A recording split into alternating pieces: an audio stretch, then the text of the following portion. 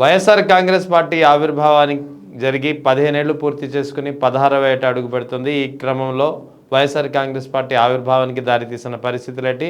YSR Congress party ఆవిర్భావం నుంచి ఇప్పటి వరకు వైఎస్ జగన్ ఎదుర్కొన్నటువంటి ఆటుపోట్లు, ఇతర వివరాలపై మాట్లాడేందుకు మనతో జాయిన్ అవుతున్నారు ప్రముఖ న్యాయవాది రజనీ గారు. నమస్తే మేడం. నమస్తే సార్. ఇవాళ వైఎస్ఆర్ కాంగ్రెస్ పార్టీ 16వ వార్షికోత్సవం. ఈ సందర్భంగా చూసి మీరు అబ్జర్వ్ చేసే ఉంటారు, పార్టీ స్థాపించినప్పటి నుంచి అసలు ఏ స్థితిలో పార్టీ స్థాపించబడింది, పార్టీ స్థాపించినప్పటి నుంచి ఇప్పటి వరకు వైఎస్ జగన్ ఆ పార్టీని ఎలా ముందుకు తీసుకెళ్లారు. అధికారంలో ఒకసారి వచ్చారు, ప్రతిపక్షంలో 2 సార్లు ఉన్నారు. సో ఈ పరిణామ క్రమాన్ని మీరు ఎలా చూస్తారు? సార్, ముఖ్యంగా యుద్ధం చేసేటప్పుడు మనతో పాటు ఉండే వాళ్ళకంటే మన శత్రువుల ఆయుధాలు ఏంటి, మన శత్రువుల ధైర్యం ఏంటనేది ఎక్కువ అబ్జర్వ్ చేస్తుంటాను సార్. అంటే మోర్ ఓవర్ నేను ఎప్పుడు జనసేనలో ఉన్నప్పుడు కానీ, లేకపోతే కూటమిలో అమరావతి ఉద్యమంలో ఉన్నప్పుడు కానీ చాలా ఆశ్చర్యం అనిపించేది. ఏంటి ఇతని ధైర్యం ఏంటి, ఇతని తెగింపు ఏంటి అనేది మాకు అర్థమయ్యేదే కాదు సార్. ఒకరికి ముగ్గురుగా వచ్చి ఒక వ్యక్తిని ఓడించాలి అని తపన పడుతున్నప్పుడు ఆ వ్యక్తి ఏ మాత్రం బెదరడేంటి, అంటే ఏ ఒక్కరి సహాయం అడగడేంటి, ఒక్కడే పొలోమని వెళ్ళిపోతాడేంటి, ఒకవేళ అలా వెళ్ళిపోతే ఓడిపోతాడు కదా అంటే, పోతే పోనీ ఏమవుతుందబ్బా 2 ఏళ్ళు 3 ఏళ్ళు మళ్ళీ మనం వస్తాం కదా అనే ఒక నమ్మకం ఒక గజనీ మహమ్మద్ని తలపించేసినట్టు ఉంటుంది సార్. చాలా ఆశ్చర్యం. నిన్న మొన్న కూడా డిబేట్ లో అడుగుతున్నారు, మీరేంటండి పొద్దుగుకులు చంద్రబాబు గారిని అడుగుతారు, పవన్ కళ్యాణ్ గారిని ముఖ్యమంత్రి చేయండి, కాపుల్ని ముఖ్యమంత్రి చేయండి అని. మరి జగన్మోహన్ రెడ్డి గారిని ఎందుకు అడగరు, కాపుల్ని అక్కడ కూడా ముఖ్యమంత్రి చేయండి అని? అంటే నేను చెప్పినాను, ఆయన 52 రోజులు జైల్లో ఉండి బయటకు వచ్చాక మా సహాయం అడిగారు, మేము సహాయం చేసినాం. 2014లో మా సహాయంతోనే ఆయన ముఖ్యమంత్రి అయ్యాడు. మళ్ళా 2024లో కూడా మా సహాయంతోనే ఆయన ముఖ్యమంత్రి అయ్యాడు. మరి మేము ఆయన్ని కదా అడగాల? 16 నెలలు జైల్లో నుంచి బయటకు వచ్చి మా సహాయం ఏమన్నా అడిగినాడా, మా చెయ్యి ఏమన్నా అందించమన్నాడా? మీరు లేకపోతే నేను బయటికి రాలేను, నా వైసీపీ వాళ్ళు బయటికి రాలేరు, మీరు నాకు ప్రాణం పోయండి అన్నాడా? లేదు. ఒక్కడే సోనియా గాంధీకి ఎదురెళ్ళినాడు. అరే తండ్రి లేడయ్యా, కొంచెం జాగ్రత్తగా ఉండాలయ్యా సోనియా గాంధీ గారు, లేకపోతే కాంగ్రెస్ పార్టీతో తట్టుకోలేడయ్యా. ఇవన్నీ ఈ ఊరు మాటలో వినేవాళ్ళు కాదు సార్. 16 నెలలు జైల్లో ఉండి బయటకు వచ్చి ఒంటరిగా సోనియా గాంధీని ఎదిరించారు, ఇటు కూటమిని ఎదిరించినారు. ఎన్నోసార్లు నరేంద్ర మోడీ గారు ఈ దగ్గర ఉండి మనము ఈ రోజుకి నమో అంటే నరేంద్ర మోడీజీ, లేకపోతే నమో అంటే నాయుడుజీ మోడీజీ అంటూ చిరుతలు కొడతాం. కానీ అదే నరేంద్ర మోడీ గారిని స్టేజ్ మీద పెట్టుకొని నాకు రాష్ట్ర ప్రయోజనాలు ముఖ్యం, రాష్ట్ర ప్రయోజనాల దృష్ట్యా నేను మిమ్మల్ని కూడా ప్రశ్నిస్తాను, మీ నుంచి రావాల్సినవన్నీ రాష్ట్ర ప్రయోజనాల కోసం, రాష్ట్ర ప్రయోజనాల కోసం, ప్రజల కోసం రప్పిస్తాను అంటుంటే మనమేమో భజన చేస్తున్నాం, ఆయనేమో ప్రజల తరపు నుంచి సెంట్రల్ తో యుద్ధం చేస్తున్నాడు. అది ఆ సెంట్రల్ అయినా ఈ సెంట్రల్ అయినా. సో చాలా దారుణం అండి. చాలా లాజిక్ ప్రశ్న ఎప్పుడు నేను అడిగేదాన్ని మా కూటమిలో ఉన్నప్పుడు కూడా. ఎలక్షన్ కి ముందు గానీ మోడీ గారు వచ్చిన, ఎలక్షన్ తర్వాత కూటమిలో గెలిచిన తర్వాత మోడీ గారు వచ్చిన, ఏ రోజు కూడా ఒక జగన్ అనే పదాన్ని కూడా ప్రస్తావించలేదండి. నాకు అర్థమే కాదు అసలు, నాకు అర్థమే కాదు. అప్పటికి నాకు చాలా ఆశ్చర్యం వేసి చాలా మందిని అడిగేదాన్ని, సార్ మనం ఇంతమంది చెప్తున్నాం కదా, ఆయన నోట నుంచి ఈ అమరావతి విధ్వంసానికి లేకపోతే రాష్ట్ర విధ్వంసానికి జగన్ గారే కారణం అంటూ ఒక్క పదాన్ని చెప్పరేంటి సార్ ఆయన అనేదాన్ని సార్. ఆ ప్రశ్నకి ఇప్పటికీ నాకు ఆన్సర్ దొరకదు సార్. ఆయన నోట నుంచి జగన్ అనే పదం గాని, జగన్ విధ్వంస కారకుడని గాని, ఇంకోటని గాని ఎప్పుడు అనరు. ఆ లాజిక్ ఏంటో నాకైతే తెలియదు sir. So whatever it may be, చిన్నాయన్ని చంపినారని, లేకపోతే గొడ్డలిపోటని పెద్ద పెద్ద స్టేజ్ల మీద గౌరవ డిప్యూటీ సీఎం గారు కానీ, సీఎం గారు కానీ ఎన్నిసార్లు ప్రస్తావించినా సరే చాలా ఆశ్చర్యం. ఏదైతే సునీతమ్మ గారు పులివెందల్లో ప్రచారం చేసినప్పటికీ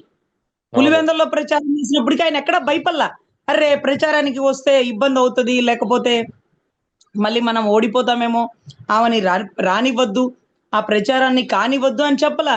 రాని ఏమవుతుంది నేనేంటో మీకు తెలీదా అంటూ ఆ ధైర్యం, ఆ తెగువ వైసీపీలో ఉండే ప్రతి కార్యకర్త నిండా ఉంది సార్. అందుకనే వాళ్ళు అంత ధైర్యంగా రప్ప అన్నా సరే, వాళ్ళ అధినాయకుడు మాత్రం సప్త సముద్రాలు దాటి మిమ్మల్ని తీసుకొచ్చి, రిటైర్ అయిపోయిన ఉద్యోగులైనా మిమ్మల్ని తీసుకొచ్చి చట్టరీత్యా శిక్ష వేయిస్తాను అని ఒక పదాన్ని ప్రస్తావిస్తారు sir. So whatever it may be, ఇప్పుడు మా బాధ ఏంటంటే ఎండలుగా ఉన్నాయని మా సభ జరగలేదండి. అంటే జనసేన ఆవిర్భావ సభ మార్చి 14 జరగాలి. అవును. మార్చి 14 అండి.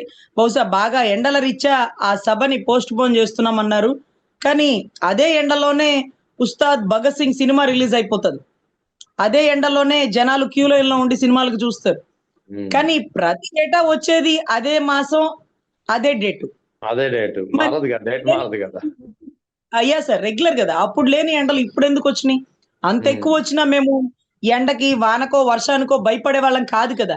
చాలా ఉమ్. ఆశ్చర్యం ఆయన 2 చోట్ల ఓడిపోయినప్పుడు అర్ధరాత్రులు ఆయన నిర్బంధిస్తారేమో అనేటటువంటి అనుమానంతో కుప్పలు తెప్పలుగా కదిలి వచ్చిన జనం కుంభ వర్షాన్ని కూడా లెక్క చేయకుండా ఇబ్రహీంపట్నం ఎక్కడో జగ్గయ్యపేట నుంచి అనుకుంటండి మంగళగిరి ఉమ్. పార్టీ ఆఫీస్ వరకు క్యూ ఉమ్. లైన్‌లో ర్యాలీలుగా వచ్చిన సైన్యం ఈరోజు ఈరోజు గెలిచి వాళ్ళ అధినాయకుడు డిప్యూటీ సీఎం హోదాలో ఉంటే కాళ్ళెగరేసి సభ జరుపుకోవాల్సినటువంటి వాళ్ళు ఎండలుగా ఉన్నాయి. వద్దులే. ఉమ్. ఎండ మాకా? అదేంటది? మాకు తెలీదే. ఎండ తెలీదు, వాన తెలీదు అన్న ఒక్క పిలుపుతో కదిలి వెళ్ళే సైన్యం ఈరోజు ఎందుకు ఆలోచిస్తున్నారు? ఎందుకు ఆగుతున్నారు? ఆయన ఎందుకు సభ నిర్వహించడానికి ఆలోచించారో తెలీదు కానీ, మా కళ్ళ ముందు అవతలోళ్ళు ఆవిర్భావ సభలు చేసుకుంటుంటే, మాకు ఉమ్. కూడా చేసుకోవాలని ఉంటది కదా! ఓడిపోయినోళ్ళే చేసుకుంటే గెలిచి ఎట్టకేలకి ఎప్పుడూ లేని గెలుపు, ఒక సుదీర్ఘమైన గెలుపు, 100% ఉమ్. స్ట్రైక్ రేటు ఇవన్నీ వచ్చినాయి కదా! సో, కొంచెం సంతోషంగా, వేడుకగా చేసుకోవాల్సినటువంటి పండగ ఎండల కారణంగా పోస్ట్‌పోన్ అవుతుంటే, ఇదే ఎండల్లోనే ఉగాదొస్తుంది సార్. ఇదే ఉమ్. ఎండల్లోనే కర్ణాటక నుంచి క్యూ లైన్‌లో భక్తులు ఉమ్. అది అటవీ ప్రాంతం నుంచండి. నంద్యాల అటవీ ప్రాంతం నుంచి మనకి శ్రీశైలం కొండకెళ్తారండి. వాళ్ళు ఏ రోజు ఎండ అనుకోని స్వామివారి దగ్గరికి ఎళ్ళకుండా ఆగలేదండి. సో, అవును. ఎనీవే ఆయన రైట్. నిర్ణయం ఎలా ఉందో, ఆయన ఆలోచన ఎలా ఉందో జన సైనికులకి, జన సైన్యానికి అర్థం అవ్వాలండి. అది. సో, ఓవరాల్‌గా ఇక రాష్ట్రంలో జరుగుతున్న పరిణామాలు చూస్తే నిన్న వైఎస్ జగన్ మరోసారి తన లెక్కల గణాంకాలతో ప్రభుత్వాన్ని డిఫెన్స్‌లో పడేసినటువంటి పరిస్థితి తన ప్రెస్ మీట్ ద్వారా. ముఖ్యంగా కాగ్ నివేదికలోని అంశాలు ప్రస్తావించారు. ఈ ప్రభుత్వంలో ఎన్నెన్ని అప్పులు తీసుకొచ్చారు, కొత్త సంక్షేమ పథకాలు ఎక్కడెక్కడ కోత పడ్డాయి, ఇవన్నీ చాలా చక్కగా వివరించినట్టు ప్రయత్నం చేశారు. మీరు కూడా ఫాలో అయ్యి ఉంటారు. దీనిపై మీ కామెంట్ ఏంటి మేడం? సార్ కాగ్ నివేదిక అనేది ఒకరు అబద్ధం చెప్పడానికి లేదు సార్. గత యెస్. ప్రభుత్వంలో ఆయన ఎన్ని అప్పులు చేసి ఎళ్ళిపోయాడనేది ఉంది. ఈ ప్రభుత్వంలో గడిచిన ఒక 20, 22 నెలలుగా జరుగుతున్నటువంటి నేపథ్యంలో ఎంత అప్పు ఇప్పుడు వరకి ఉంది అనేది కూడా ఒక హ్మ్. సాధారణ పౌరుడు, ఒక విద్యావంతుడు ఆన్‌లైన్‌లో చెక్ చేసైనా తెలుసుకోవచ్చు సార్. దాంట్లో యాహ్! మార్పులు, చేర్పులు ఏముండవు. ఇప్పటి వరకు అంటే సూపర్ 6లో హామీల్లో చాలా వరకు నిరుద్యోగ భృతి ప్రతి నెల 3000 అన్నారు సార్. మరి ఎంతమందికి 3000 ఎన్ని లక్షల కోట్లో ఒక ఫిగర్‌తో సహా ఆయన చక్కగా విశ్లేషించి చెప్పారు. చాలా అవును. ఆశ్చర్యం. అసలు ఎంత గొప్పగా ప్రతిపక్ష పాత్ర పోషిస్తున్నారు అనేది అసెంబ్లీకి రాలేదు అని ఎగతాళి చేసే ప్రతి ఒక్కరికి మీరిచ్చే 5 నిమిషాల టైంలో ఆయన సబ్జెక్ట్ ఎక్స్‌ప్లెయిన్ చేయడం కుదరదు. కానీ ఆయన అసెంబ్లీలో అటెండ్ కాకపోయినా, అసెంబ్లీలో మీరు ఇన్ని రోజుల నుంచి అరౌండ్ ఒక 16 రోజుల నుంచి ఎంత సమయం వృధా అయింది? ఏ నిర్ణయం తీసుకున్నారు? ఏ ఒక్క నిర్ణయం తీసుకున్నారు? ఒక్కొక్క హ్మ్. నియోజకవర్గానికి ఎంత నిధులు కేటాయించినారు? అవి వేటికి కేటాయించినారు? ప్రభుత్వ ఖజానాలో నేను వెళ్ళిపోతూ చేసిన అప్పెంత? ఇప్పటి వరకు ఉన్న అప్పెంత? ఈక్వల్ అయిపోయిందిగా. ఇక అవును. పైన అప్పులు ఇవ్వకండి అంటూ సెంట్రల్‌కి లెటర్ రాస్తే వాసిరెడ్డి పద్మ గారు అడుగుతున్నారు. మీరెలా రాస్తారు సెంట్రల్‌కి అప్పులు హ్మ్. ఇవ్వద్దు అని చెప్పి? దానివల్ల రాష్ట్రానికి ఎంత నష్టం? ఇదేనా మీరు చేసేది? ఇదేనా మీ వల్ల రాష్ట్రానికి ఉపయోగం అని? మరి అప్పట్లో కూడా నిర్మలా సీతారామన్ గారికి సంబంధించి ఎన్నో లెటర్‌లు రాసినారు కదా! సో, హ్మ్. ఒకటి ఇది ఈ ఖజానా నుంచి తీసుకునే అప్పులు మళ్ళీ వచ్చే ప్రభుత్వానికి భారమవుతాయి. కాస్త చూసివ్వండి. పరిధి దాటి ఇచ్చేస్తున్నారు.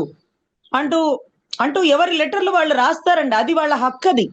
మనం యాహ్! జాగ్రత్తగా పని చేయాలి గానీ, మనం జాగ్రత్తగా ఖర్చు పెట్టాలి కానీ, మా ఖర్చుల గురించి మీరెలా చెప్తారు? కంప్లెయింట్ ఇస్తారు సెంట్రల్‌కి. హ్మ్. అంటే అది తప్పండి. అది ఎవరి హక్కుని వారు వాడుకుంటారు. అక్కడ పని జరిగినా, జరగకపోయినా ఒక ప్రతిపక్ష పాత్రగా ఆయన నివేదిక అప్పజెప్తున్నారు. అయ్యా మేము ఇన్ని లక్షల కోట్లు అప్పులు చేసినాం. సపోజ్ ఎంతండి 3,00,000 కోట్లా చెప్తుందాయన? అవునండి. అవును. అవును. సో 3,00,000 పైచిలుకు కోట్లు మేము ఎళ్ళిపోయేటప్పుడు చేసిన అప్పు. దాన్ని వాళ్ళు 16,00,000 కోట్లు అంటూ అప్పుడు నిర్మలా సీతారామన్ గారి దగ్గర కూడా ప్రస్తావించేసినారు. కానీ ఎగ్జాక్ట్ కాగ్ ఫిగర్ చూసుకుంటే మేము చేసిన అప్పింత. మాతో సరి సమానంగా మీరొచ్చేసినారు అప్పుడే 22 నెలలకే. 22 పోనీ నెలలకి.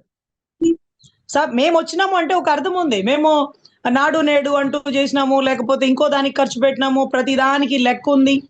ప్రతి ప్రతి పౌరుడికి పథకాల రూపంలో జగన్ అంటేనే మీరు ఎగతాళి చేసే ఒకే ఒక్క పదం గడ. వస్తాడు బటన్ నొక్కుతాడు, వస్తాడు ఉమ్, బటన్ నొక్కుతాడు. బటన్ నొక్కిన ప్రతిసారి కొన్ని వందల వేల లక్షల మంది ప్రజలకి అందుతున్న పథకాల గురించి ఇప్పుడు ప్రజలు ఆలోచిస్తున్నారు. జగనన్నా నయమయ్యా, కాస్త అప్పుడప్పుడు వచ్చి బటన్ నొక్కితే పథకాలన్నా వచ్చేవి. వీళ్ళు బటన్ నొక్కరు, పథకాలు రావు అంటూ కూడా జగన్ గారి నోట నుంచి స్వయంగా చెప్పినటువంటి మాట అండి. సో ఇప్పుడు అవును. వీళ్ళేం చేస్తున్నారు? అమరావతిని అంటే ఆయన చెప్పినారు కూడా, చంద్రబాబు గారు చెప్తున్నారు. నా దగ్గర డబ్బు లేవు, కానీ మనసుంది అంట. ఏం చేయాలి ఆ మనసుతో మేము? ఆ మనసుతో ఏం చేయాలా? రోడ్లొస్తాయా ఆ మనసుతో? ఉమ్, మంచి మనసు మీకుంది. ఓకే. మీకు విజనరీ గల మైండ్ ఉంది. ఓకే. కానీ ఆ మనసుతో ఏం చేయాలా? ఎంత దారుణం అంటేనండి, అసెంబ్లీ సాక్షిగా వాళ్ళు ప్రస్తావిస్తుందేంటంటే, జనాభాని పెంచాలి. అదే అదే జనాభాని పెంచాలి. అడగబోతున్నా.